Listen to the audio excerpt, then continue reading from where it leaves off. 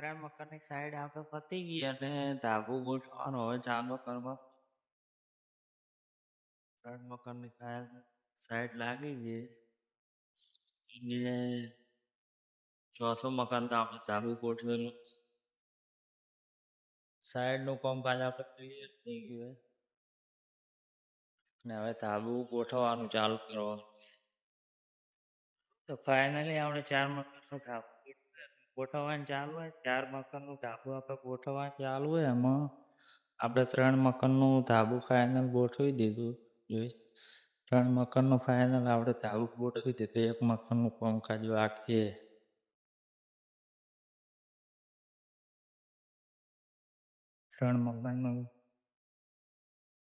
ત્રણ મકાનનું ફાઇનલ થઈ ગયું ને એક મકાનનું બાકી છે.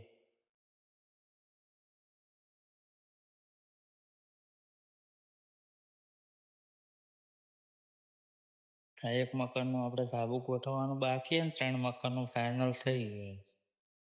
એ સતત